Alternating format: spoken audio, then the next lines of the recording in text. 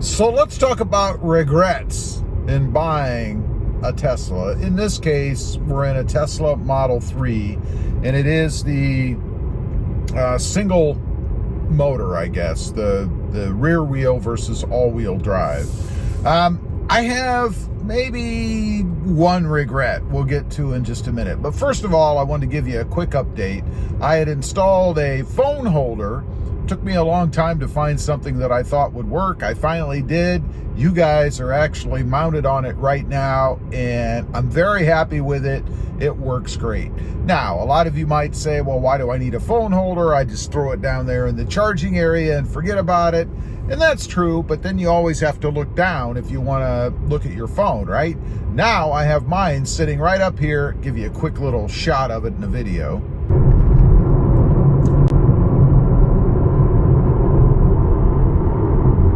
And you can actually keep your eyes where they need to be in front of you, as opposed to looking down at your phone. Plus, I use it for video purposes like we are right now for recording and stuff. So that may not be something that most people do, probably not many at all, actually, unless you're a YouTuber. But I love it. It works great, and I highly recommend it. I'll leave a link down below if you want to check out what it is, the install, that kind of thing.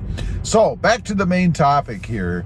Regrets in buying a Tesla Model 3.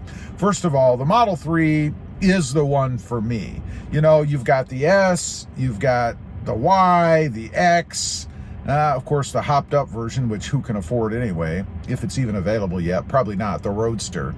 But the Model 3 is the one that I wanted because, frankly, from an aesthetic standpoint, I'm not a big fan of the Model Y. I wanted something more sporty. And honestly, until Tesla redid or redesigned the 3 a little bit, I wasn't even a big fan of that. It had kind of a bubbly, weird look to it, and I just didn't dig it. But when I saw this version, I fell in love. Love the car. I think it's awesome from an aesthetic standpoint. Definitely no regrets there. The color, I went with this blue. There's actually two that I really like. The blue that I'm in and that red. The red is a pretty awesome color as well. I might actually have gone for that had I seen one in person before I bought the blue, but I love the blue anyway.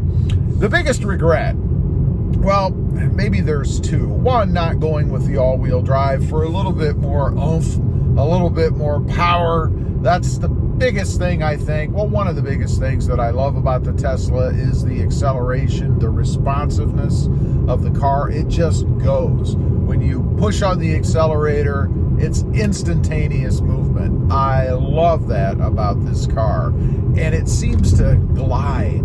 You know, it's a different feeling than driving a traditional gas-powered or even hybrid-powered vehicle. Hard to say. It just goes, and it feels like you're kind of floating along as you're going. Now, part of that is the suspension of the car. Tesla has done a fantastic job in setting this thing up. Nice, smooth ride. I really dig that. But I would have liked to have had a little bit more power. Now, a mistake that I made, maybe not a mistake, maybe I should have done more research, I guess. Shortly after, and I mean like within days after I bought this car, I became aware of the performance version that Tesla was putting out. I did not know about that when I bought this car. I probably would have gone that route. And I think the performance version might actually have been a little bit less as far as cost goes than what this car was when I bought it. I think it's probably more money now, but I would have liked to have had even more performance, if you will, more power, more oomph.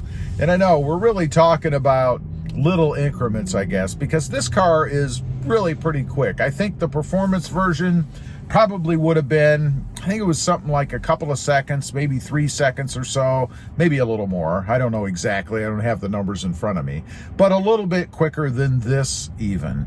Now, do you really need that? Well, of course not. I mean, this car jumps up and goes as fast as you would need it to go. So it's not something that probably in the end really makes a big difference. But, you know, if I was just buying one from the beginning, I would have gone with a performance version. That is probably my biggest regret. And honestly, I've even checked a little bit recently. I've gone out to Tesla's site, plugged in briefly the information on this one to see what the trade-in value is worth, and then looked at the pricing on the performance. It's not, I can't get enough out of this car, I guess. They've dropped in value a little bit recently, and I can't get enough out of this car to close the gap, I guess, between the price of the new one and what I would have to pay out of pocket.